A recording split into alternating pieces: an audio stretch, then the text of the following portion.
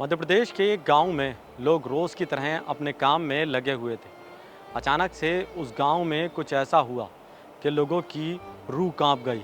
उस दौरान ऐसा खून खराबा हुआ जिसे लोग देखकर दंग रह गए। लोग हैरान व परेशान थे कि खून खराबा किसी गहरी साजिश का नतीजा था या फिर किसी का पागलपन। नमस्कार, मेरा नाम है मुनीब जैदी और रियल फाइल की आज की ख़ास पेशकश में आज की कहानी है मध्य प्रदेश के एक गांव की। मध्य प्रदेश का धूलबेड़ी गांव। यहाँ पर कालू सिंह नाम का एक किसान रहता है। आम किसान है, घर में दो बेटियाँ हैं, एक पत्नी है। इसके अलावा एक 5 साल का बेटा है और 5 साल का बेटा वो घर में खुशियों की रौनक है। उसी की वजह से घर में रौनक रहती है। विकास घर में खिलौने से खेल रहा था तो वहीं दोनों बेटियाँ घर के बाहर आंगन में खेल रही थीं। इसके अलावा कालू सिंह विकास को खेलते हुए देख रहा था। वहीं कालू सिंह की पत्नी रसोई में अपना काम करते हुए अपने बच्चे विकास को निहार रही थी। इसी दौरान बाइक आकर रुकती है, किसी की एंट्री होती है। घर में वो शख्स प्रवेश करता है, लेकिन थोड़ी देर में उस घर की खुशियाँ मातम में तब्दील होने वाली थी। आखिर वो शख्स कौन था जिसने घर में एंट्री करी थी? वो शख्स कालू सिंह के पास आकर अचानक से बैठ जाता है। अजनबी शख्स को कालू सिंह निहारता है, कौन हो, लेकिन वो शख्स चुप रहता है।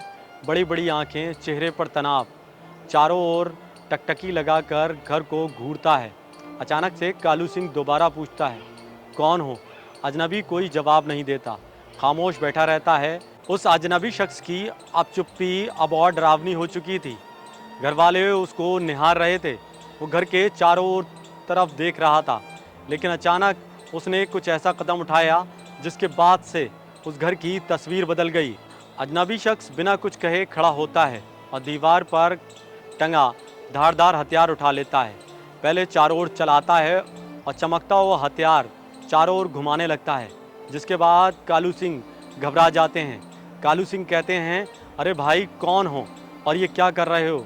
अचानक वो कालू सिंह पर वार करता है, जिसके बाद कालू सिंह घबरा कर घर के बाहर भाग जाते हैं। ज़मीन पर विकास खेल रहा था।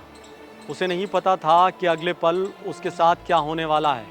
उधर रसोई में खड़ी कालू सिंह की पत्नी बार बार उस अजनबी को निहार रही थी। उस अजनबी ने अचानक से बच्चे की ओर देखा। कालू सिंह की पत्नी दौड़ते हुए बच्चे की तरफ भागी। तभी अचानक उस अजनबी ने उस धारदार हथियार को बच्चे की ओर घुमाया। कुछ ही पलों में उस अजनबी ने उस धारदार हथियार से उस मासूम बच्चे पर वार किया, जिसके बाद मासूम की गर्दन धड़ से अलग हो चुकी थी। अब मासूम की लाश कई टुकड़ों में तब्दील हो चुकी थी। ये मंजर देखकर कालू सिंह की पत्नी चीखती हैं और चीख मार कर वो बेहोश हो जाती हैं। इस दौरान कालू सिंह अपने अन्य गांव वालों के साथ घर के अंदर प्रवेश करते हैं। वो देखते हैं उनका बच्चा 3 टुकड़ों में बँट चुका है, जिसके बाद आरोपी भागने की कोशिश करता है।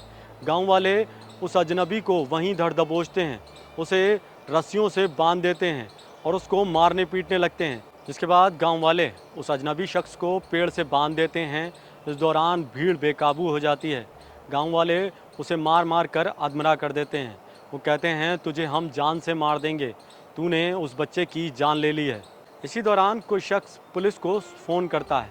पुलिस मौके पर पहुंचती है, उस आरोपी को उन गांव वालों की भीड़ से छुड़ाती है, लेकिन वो आरोपी अब अधमरा हो चुका था।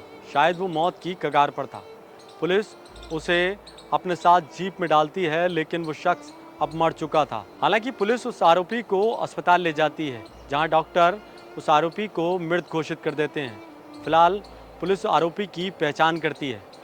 पहचान में पता चलता है कि आरोपी का नाम राकेश मेड़ा था और जो मानसिक रूप से बीमार था और घर से कई दिनों से लापता था। उधर पुलिस का बयान सामने आया। पुलिस ने बताया कि आरोपी मानसिक रूप से बीमार था और घर से लापता भी था। वहीं पुलिस ने शव को पोस्टमार्टम के लिए भेज दिया था। कालू सिंह का घर सूना पड़ा है। विकास जहां खेल रहा था वहां टूटा हुआ खिलौना पड़ा है और उसका खून फर्श पर चारों तरफ सन चुका है। मांस बेसुध है तो वहीं कालू सिंह खामोश खड़ा है। एक माँ की गोद का चिराग अब बुझ चुका है। गांव वालों की यादों में वो खौफनाक कहानी है, जिसमें उस शख्स ने एंट्री करी थी। इस कहानी का उद्देश्य किसी के दिल को ठेस पहुंचाना नहीं, बल्कि लोगों को जागरूक करना है। इसलिए सतर्क रहें, सावधान रहें। मिलते हैं अगली कहानी में रियल फाइल्स के साथ। तब तक जय हिंद।